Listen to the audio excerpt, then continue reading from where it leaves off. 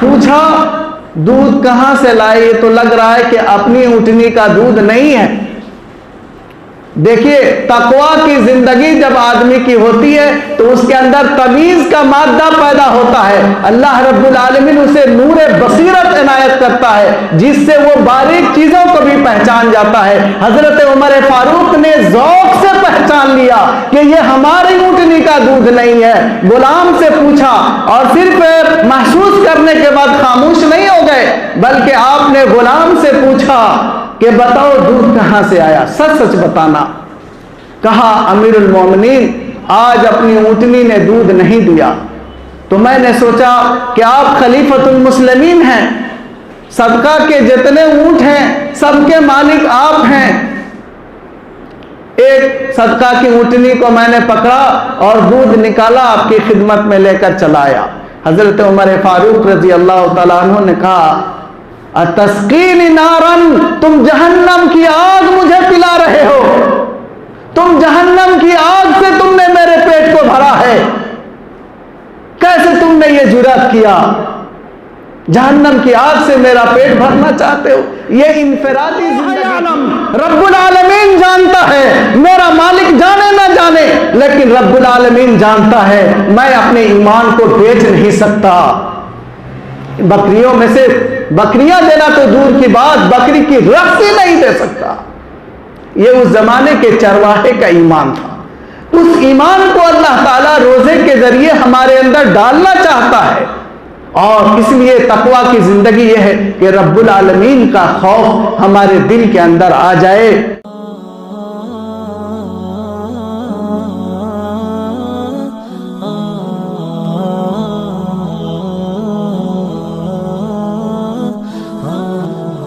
الحمد لله نحمده ونستعينه ونستغفره ونعوذ بالله من شرور أنفسنا ومن سيئات أعمالنا من يهده الله فلا مضل له ومن يضلل فلا هادي له وأشهد أن لا إله إلا الله وأشهد أن محمدا عبده ورسوله أما بعد فإن خير الحديث كتاب الله وخير الهدي هدي محمد صلى الله عليه وسلم وشر الأمور محدثاتها وكل محدثة بدعة وكل بدعة ضلالة وكل ضلالة في النار. أعوذ بالله السميع العليم من الشيطان الرجيم. ألا إن أولياء الله لا خوف عليهم ولا هم يحزنون الذين آمنوا وكانوا يتقون. محترم دینی بھائیوں، بزرگوں اور ملت کے غیور نوجوانوں، آج کی تراویح میں امام صاحب نے اس آیت کی تلاوت فرمائی۔ جب اس آیت پر وہ پہنچے تو بہت سی باتیں میرے ذہن میں آ رہی تھیں۔ میں نے سوچا کیوں نہ اسی آیت سے متعلق کچھ گفتگو کی جائے۔ یہ بہت ہی معرکۃ العارہ آیت ہے جس سے اہل سنت بھی استدلال کرتے ہیں اور اہل بدعت بھی استدلال کرتے ہیں۔ اللہ رب العالمین نے فرمایا کہ اللہ کے اولیاء کو نہ کوئی خوف اور غم لاحق ہوگا اور نہ ہی کسی قسم کی رنجیدگی ہوگی قیامت کے دن۔ اللہ کے اولیاء گویا کہ ان کی کوئی پکڑ نہیں ہوگی، آخرت میں انہیں کوئی غم لاحق نہیں ہوگا۔ کتنا اونچا مقام ہے، لیکن اولیاء ہیں کون یہ جاننا ضروری ہے۔ یہ اولیاء ولی کی جمع ہے، جس کے معنی اگر سادہ لفظوں میں کہا جائے بالکل تو دوست کے معنی میں آتا ہے۔ قرآن کریم میں اللہ نے کہا واللہ ولی المؤمنین، اللہ مومنوں کا ولی ہے۔ والمؤمنون بعضهم اولیاء بعض، اور مومن ایک دوسرے کے ولی ہیں، مومن ایک دوسرے کے دوست ہیں۔ یأمرون بالمعروف وینہون عن المنکر، کہ بھلائی کا حکم دیتے ہیں اور برائی سے روکتے ہیں، اور اس کے مد مقابل جو منافق ہیں وہ ایک دوسرے کے دوست ہیں اور وہ برائی کا حکم دیتے ہیں اور بھلائی سے روکتے ہیں۔ تو بہرحال مومن ایک دوسرے کے ولی ہیں، ایک دوسرے کے دوست ہیں، اور اللہ تعالیٰ مومنوں کا ولی ہے۔ اس کا مطلب یہ ہے کہ دنیا میں جتنے بھی مومن پائے جاتے ہیں سب اللہ رب العالمین کے ولی ہیں، لیکن ولایت کے درجات ہیں۔ ظاہر بات ہے ایک تعلقاتی آدمی ہوتا ہے، یوں سمجھیے، دوسرا وہ آدمی جس سے کچھ اور گہرے تعلقات ہوتے ہیں، تیسرا وہ فرینڈ جو انتہائی مخلص دوست ہوتا ہے۔ تو اللہ رب العالمین سے جتنی قربت انسان یا مومن حاصل کرتا ہے اتنی ہی زیادہ ولایت کا درجہ اس کو ملتا ہے۔ اور اللہ کے نبی صلی اللہ علیہ وسلم نے فرمایا ایک حدیث میں کہ اللہ تعالیٰ فرماتا ہے لا یزال عبدی یتقرب الی بالنوافل حتی اکون سمعہ الذی یسمع بہ وبصرہ الذی یبصر بہ ویدہ التی یبطش بہا۔ مشہور حدیث ہے، حدیث قدسی ہے۔ اللہ تعالیٰ نے فرمایا کہ بندہ نوافل بکثرت پڑھتا رہتا ہے، کثرت سے نوافل کا اہتمام کرتا ہے اور مجھ سے قریب ہوتا جاتا ہے، یہاں تک کہ میں اس کا کان بن جاتا ہوں جس سے وہ سنتا ہے، اس کی آنکھ بن جاتا ہوں جس سے دیکھتا ہے، ہاتھ بن جاتا ہوں جس سے وہ پکڑتا ہے۔ کیا مطلب؟ یعنی اس کا کان ربانی کان ہو جاتا ہے، اس کی آنکھیں ربانی آنکھ ہو جاتی ہیں، اس کے ہاتھ ربانی ہاتھ ہو جاتے ہیں، ان ہاتھوں سے وہ پکڑتا ہے۔ مطلب یہ کہ ہاتھوں سے ظلم و زیادتی نہیں کرتا، اللہ نے جن چیزوں کا حکم دیا ہے انہی کاموں کو کرتا ہے، آنکھ سے وہی کام کرتا ہے جس کا دیکھنا جائز ہے، اور کان سے وہی چیزیں سنتا ہے جس کا سننا جائز ہے۔ تو اس طرح سے جب بندہ اللہ سے قربت حاصل کرتا ہے تو اللہ سے قریب تر ہوتا جاتا ہے، ورنہ مجرد مومن بھی اللہ کا ولی ہے، لیکن ولایت کا سب سے کمتر درجہ اس کو حاصل ہے، اور جتنا ہی زیادہ نیکی آدمی کے نام اعمال میں ہوگی اور جتنا ہی زیادہ تہجد گزار ہوگا، نوافل کا اہتمام کرنے والا ہوگا، اتنا ہی وہ اللہ کا بڑا ولی ہوگا۔ اور جب ایسا شخص ہوگا تو قیامت کے دن اسے کوئی غم اور خوف نہیں ہوگا، سیدھے جنت میں جائے گا، کوئی پوچھ گچھ نہیں ہوگی، گرین لائن سے وہ سیدھے جنت میں جائے گا۔ لیکن کون ولی ہے؟ ولی کی آگے تعریف بھی اللہ تعالیٰ نے کی ہے، الذین آمنوا وکانوا یتقون۔ اللہ کے ولی وہ ہیں جو سچے مومن ہیں، جو ایمان لائے۔ ایمان کا کیا مطلب ہوتا ہے؟ زبان سے اقرار کرنا کلمہ لا الہ الا اللہ کا، دل سے تصدیق کرنا کہ اسلام سچا دین ہے اور اس کے علاوہ جتنے ادیان ہیں وہ سب باطل ہیں، اور والعمل بالارکان، اور ارکان اسلام پر عمل کرنا۔ آپ سنتے رہتے ہیں ارکان اسلام کے بارے میں، تو میرے بھائیوں ایمان یہی ہے، پکا ایمان۔ تو ولی کون ہے؟ وہ اولیاء جن کو کوئی خوف لاحق نہیں ہوگا، ان کی دو صفت اس آیت میں بیان کی گئی ہے۔ لیکن اکثر و بیشتر بدعتی کیا کرتے ہیں؟ ایک آیت کو پڑھتے ہیں، دوسری آیت کو چھوڑ دیتے ہیں، جبکہ آیتوں کا ایک دوسرے سے بہت گہرا تعلق ہے اور بہت گہری مناسبت ہے۔ اللہ نے فرمایا کہ اللہ کے اولیاء کو کوئی غم لاحق نہیں ہوگا۔ اور کون اولیاء؟ الذین، جو ایمان لائے، یعنی پکے مومن تھے، موحد تھے۔ یہ نہیں کہ قبر کی پوجا کرتے تھے، وہ شرک کرتے تھے، مزار پہ عرس لگاتے تھے، پھر مر گئے وہ اللہ کے ولی ہو گئے، جی نہیں۔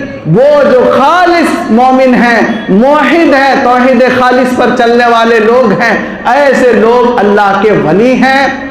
الذین آمنوا، جو خالص مومن ہیں، جو توحید پر قائم ہیں، وَكَانُوا يَتَّقُونَ، اور اللہ سے ڈرتے تھے زندگی میں۔ اگر یہ دو صفتیں ان کے اندر ہیں تو وہ اللہ کے ولی ہیں۔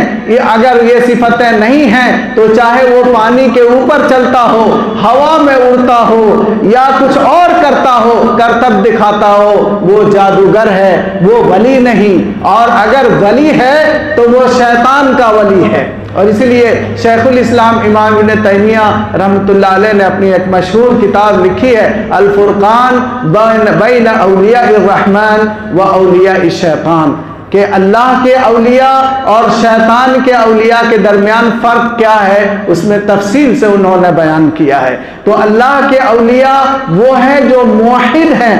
سب سے پہلے توحید، ایمان کامل اور توحید ضروری ہے، اس کے بعد ان کی زندگی تقویٰ کی زندگی ہوتی ہے۔ دنیا میں ان کے لیے بشارت ہے اور آخرت میں ان کے لیے خوشخبری ہے۔ تقویٰ کی زندگی، آپ نے بہت سنا ہوگا کہ روزہ اللہ رب العالمین نے فرض کیا ہے لعلکم تتقون، تاکہ تقویٰ کی زندگی اختیار کریں۔ یہ تقویٰ کیا ہے کیا چیز جس کی اللہ نے تمام انسانوں کو وصیت کی ہے؟ قرآن کریم میں اللہ تعالیٰ فرماتا وَلَقَدْ وَصَّيْنَا الَّذِينَ أُوتُوا الْكِتَابَ مِنْ قَبْلِكُمْ وَإِيَّاكُمْ أَنِ اتَّقُوا اللَّهَ وَإِن تَكْفُرُوا فَإِنَّ لِلَّهِ مَا فِي السَّمَاوَاتِ وَالْأَرْضِ وَكَانَ اللَّهُ غَنِيًّا حَمِيدًا۔ اور ہم نے ان لوگوں کو جن کو کتاب دی گئی یہ وصیت کیا، اور تم کو بھی وصیت کیا کہ اللہ سے ڈرو، تقویٰ کی زندگی اختیار کرو۔ ہر ایک کو اللہ نے وصیت کیا۔ یہ وصیت صرف مسلمانوں کے لیے نہیں ہے، یہ وصیت صرف ہم لوگوں کے لیے نہیں ہے، امت محمدیہ کے لیے نہیں ہے، تمام انسانوں کے لیے ہے کہ تقویٰ کی زندگی اختیار کرو۔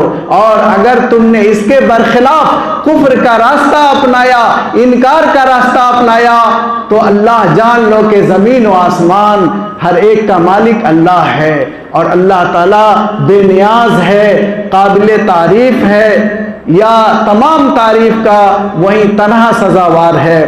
میرے بھائیوں، یہ تقویٰ کتنی اہم چیز ہے جس کی اللہ نے وصیت کی۔ رسول اللہ صلی اللہ علیہ وسلم بارہا وصیت کیا کرتے تھے، اور آپ نے بہت سی حدیث میں وصیت کیا۔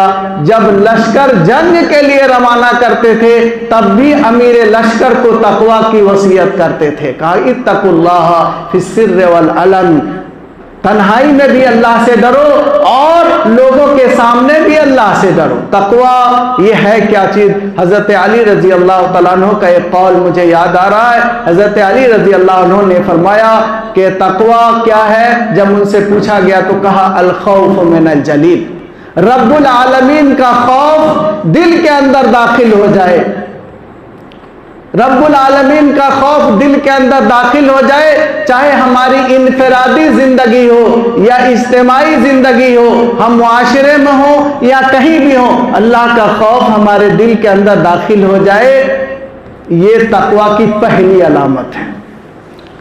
اور حضرت عمر فاروق رضی اللہ تعالی عنہ کی سیرت میں ایک چھوٹا سا واقعہ لکھا ہے کہ حضرت عمر فاروق رضی اللہ عنہ روز دودھ پیا کرتے تھے، دودھ پیتے تھے، روز عادت تھی۔ ایک دن ان کا خادم دودھ لے کر آیا، دودھ پیا اور پینے کے بعد انہیں عجیب سا محسوس ہوا، مزہ بدلا ہوا لگا۔ پوچھا دودھ کہاں سے لائے؟ یہ تو لگ رہا ہے کہ اپنی اونٹنی کا دودھ نہیں ہے۔ دیکھیے تقویٰ کی زندگی جب آدمی کی ہوتی ہے تو اس کے اندر تمیز کا مادہ پیدا ہوتا ہے، اللہ رب العالمین اسے نور بصیرت عنایت کرتا ہے جس سے وہ باریک چیزوں کو بھی پہچان جاتا ہے۔ حضرت عمر فاروق نے ذوق سے پہچان لیا کہ یہ ہماری اونٹنی کا دودھ نہیں ہے، غلام سے پوچھا اور صرف محسوس کرنے کے بعد خاموش نہیں ہو گئے، بلکہ آپ نے غلام سے پوچھا کہ بتاؤ دودھ کہاں سے آیا، سچ سچ بتانا۔ کہا امیر المومنین آج اپنی اونٹنی نے دودھ نہیں دیا، تو میں نے سوچا کہ آپ خلیفۃ المسلمین ہیں، صدقہ کے جتنے اونٹ ہیں سب کے مالک آپ ہیں۔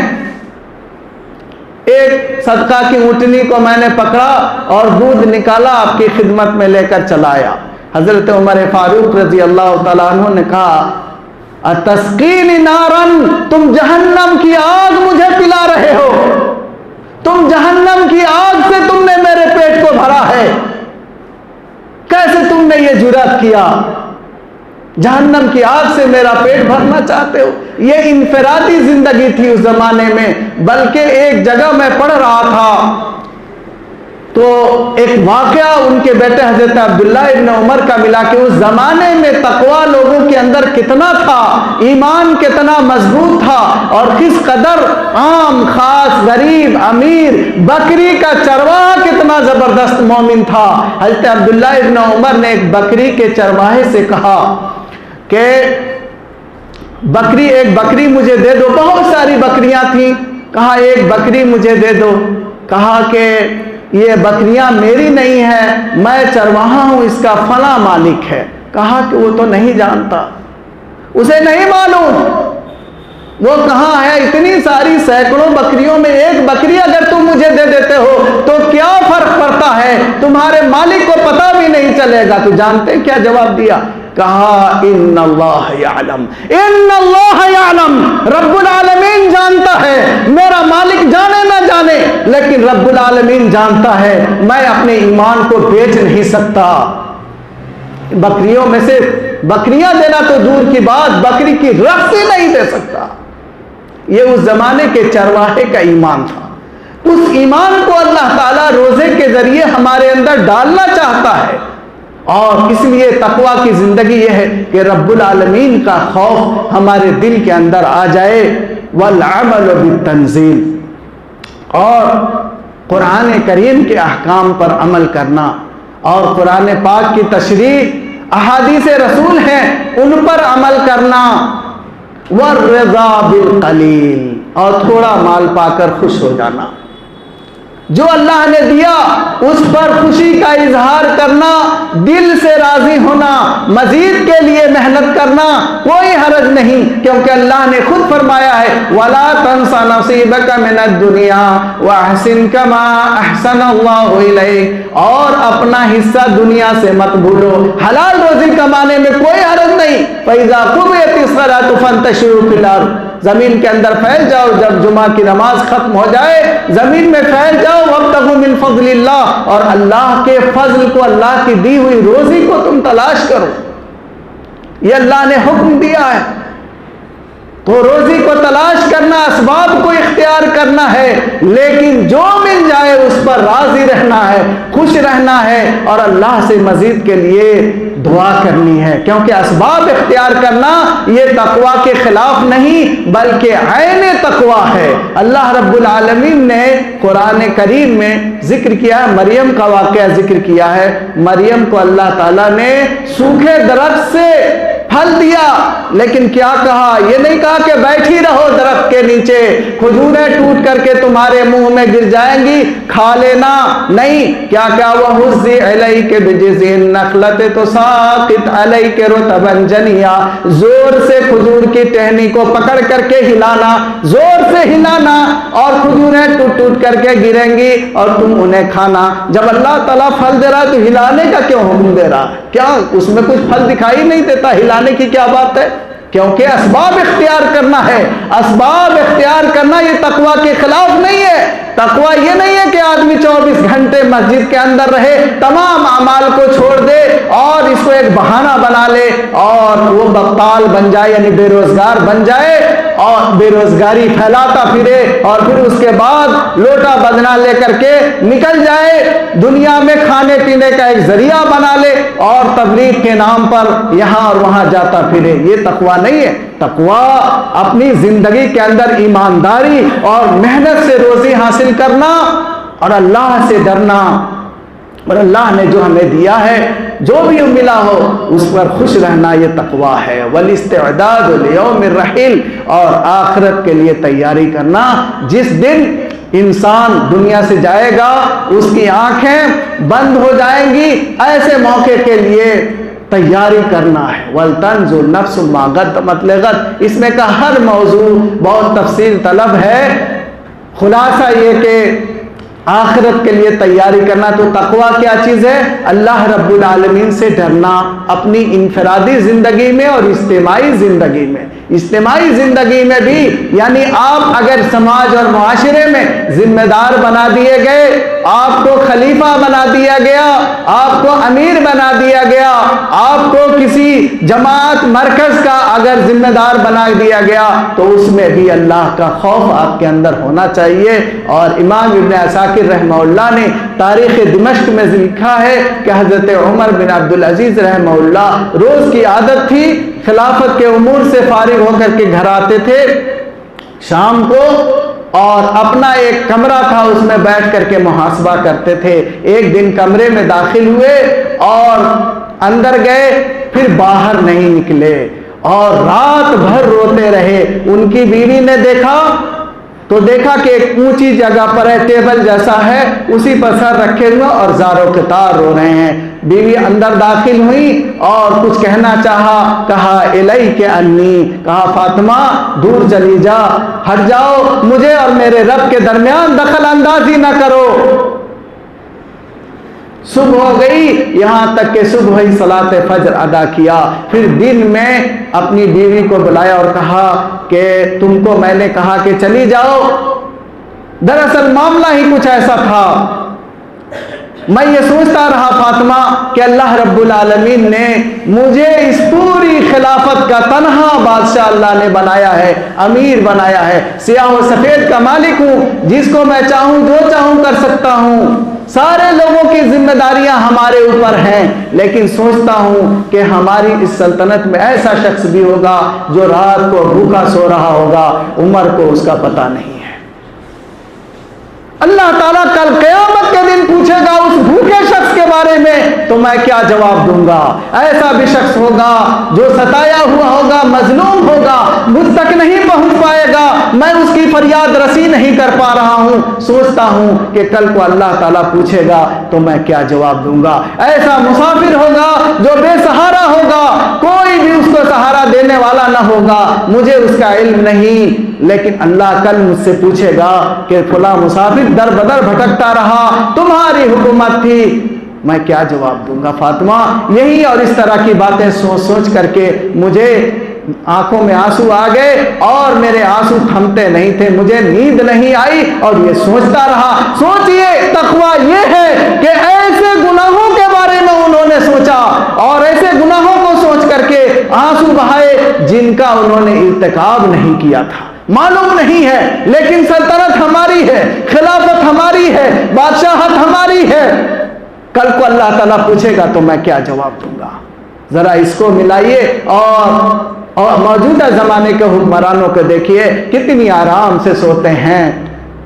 رنج بہت ہے نیتا کو مگر آرام کے ساتھ، اکبر الہ آبادی نے کہا تھا۔ تو کیا وہ زمانہ تھا اور کس دور میں ہم لوگ آ گئے؟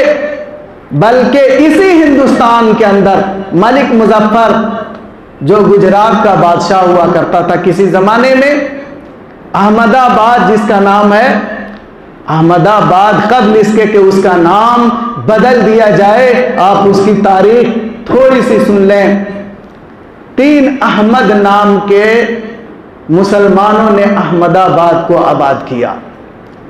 اسی احمد آباد کا بادشاہ ملک مظفر تھا اور گجرات کے کسی علاقے میں محمود خلجی کی حکومت تھی۔ محمود خلجی کے اوپر ایک برہمن راجا نے چڑھائی کر دیا اور وہ کمزور پڑنے لگا۔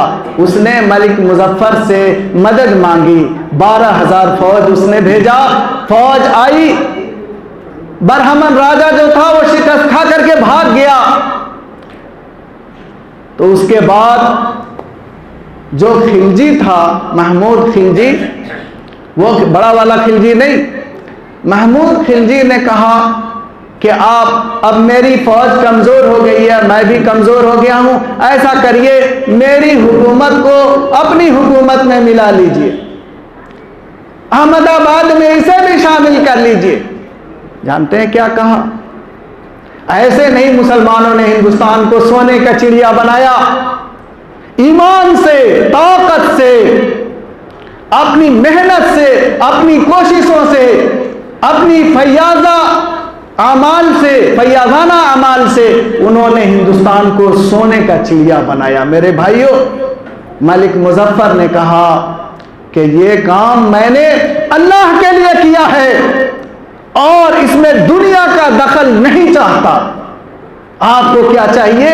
فوج چاہیے؟ میری 12,000 فوج کو خوراک دے سکتے ہیں، کھانا دے سکتے ہیں روزانہ کا؟ کہاں دے سکتا ہوں؟ کہا کہ ان کی تنخواہیں میں دوں گا، میرے سارے فوجی آپ کے یہاں رہیں گے، لیکن یہ کام ایک مسلمان کی میں نے مدد کیا ہے اللہ کے لیے، اس میں غیر اللہ کو شامل نہیں کرنا چاہتا۔ مجھے دنیا نہیں چاہیے، مجھے آپ کی سلطنت نہیں چاہیے۔ اور نہ جانے ایک ایک باتیں ہیں، بہت ساری باتیں ہیں، میں اس موضوع میں گھسنا نہیں چاہتا۔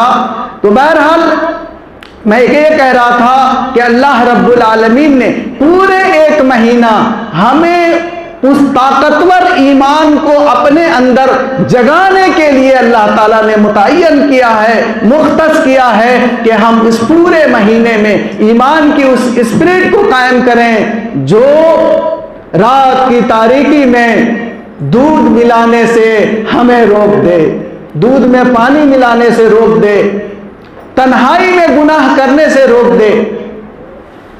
بہت آسان ہے مجلس میں معاذ اللہ کہہ دینا، مجلس میں بیٹھا ہوا شخص تو ہر آدمی شریف ہے، لیکن جب تنہائی میں ہو، موبائل آپ کے ہاتھ میں ہو اور دنیا کی ساری چیزیں اس میں موجود ہوں، تب آپ قرآن کریم سنتے ہیں تو آپ کی زندگی تقوی والی زندگی ہے۔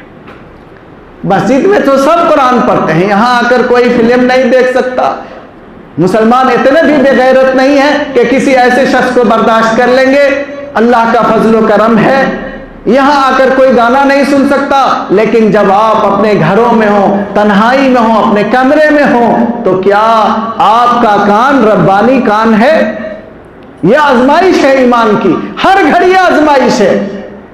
اور تقوی کو کہیں کھوجنے نہیں جانا ہے، کوئی لیبل نہیں ہے جسے چسپا کر دیا جائے کسی کے اوپر، بلکہ اپنی تربیت خود کرنی ہے، اپنے بارے میں سوچنا ہے کہ آپ اپنا روز کا محاسبہ کرنا ہے۔ حاسبوا قبل ان تحاسبوا وزنوا قبل ان توزنوا۔ حضرت عمر فاروق رضی اللہ تعالیٰ عنہ نے کہا کہ اپنا محاسبہ کرو، خود احتسابی کرو روز، قبل اس کے کہ قیامت کے دن تمہارا حساب ہو، مر جاؤ اور قیامت کے دن حساب ہو۔ اپنا محاسبہ کرو روز، صبح سے شام تک آپ نے کیا کیا، کتنے نیک کام کیے، کتنے اچھے کام کیے، کتنے لوگوں کی مدد کی، کیونکہ انسانوں کی اور مخلوق کی مدد کرنا، چاہے وہ مسلمان ہو یا غیر مسلم ہو، یہ بھی عبادت سے کم نہیں ہے، نفلی عبادت سے کم نہیں ہے میرے بھائیوں۔ صحیح حدیث میں اللہ کے نبی صلی اللہ علیہ وسلم فرماتے ہیں احب العباد الی اللہ انفعهم للخلق، اللہ کے بندوں میں محبوب ترین شخص وہ ہے جو مخلوق کے لیے سب سے زیادہ فائدہ مند ہے۔ جتنا زیادہ فائدہ مند، اتنا ہی زیادہ محبوب، اتنا ہی زیادہ پیارا، اتنا ہی زیادہ اچھا۔ کوئی آدمی ہے پریشان ہے، آپ اس کی پریشانی کو حل کر سکتے ہیں، آفس میں کوئی کام کرا سکتے ہیں، کہیں اس کی کوئی پریشانی دور کر سکتے ہیں، بینک میں اس کا کوئی کام کرا سکتے ہیں، یہ بھی عبادت کے ضمن میں ہے۔ اس کو معمولی نہ سمجھے، یہ خدمت خلق ہے اور اسی کو اختیار کرنے کی ضرورت ہے۔ آج اپنے اخلاق سے اور خدمت خلق سے ہمیں ہندوستان کے اندر دعوت اللہ کا کام کرنا ہے، اور الحمدللہ ہم لوگوں نے کیا، لاک ڈاؤن کے اندر ہمارے مسلمان بھائیوں نے کیا، اور جس سے غیر مسلموں کے نظریات ان کے بارے میں بدلے، اور ایسے ہی بدلتے رہیں گے۔ آج ہمیں اس چیز کو اختیار کرنا ہے، خدمت خلق ہمارے اندر ہونا چاہیے، یہ بھی تقوی کا ایک حصہ ہے۔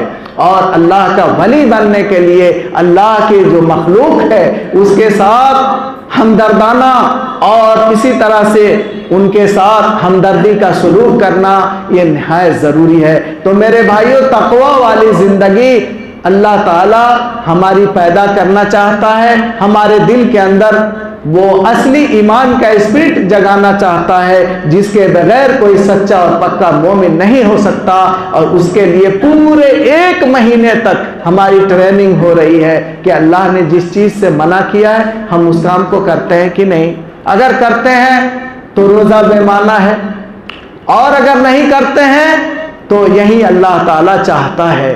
اور یہ تربیت پورے 11 مہینوں تک، جب 1 مہینہ ٹریننگ کا ہے، اس کے بعد 11 مہینہ اسی راستے پر چلنا ہے، اور اسی کے لیے اللہ تعالیٰ نے ہمیں موقع دیا ہے۔ یہ بہت بڑی عنایت ہے اللہ کی۔ کتنے ایسے لوگ ہوں گے جو مجبوری کی وجہ سے روزہ نہیں رکھ پاتے ہوں گے، قیام اللیل نہیں کر سکتے، صحت سے مجبور ہیں، چاہتے ہیں لیکن نہیں کر سکتے، وہ روزہ نہیں رکھ سکتے۔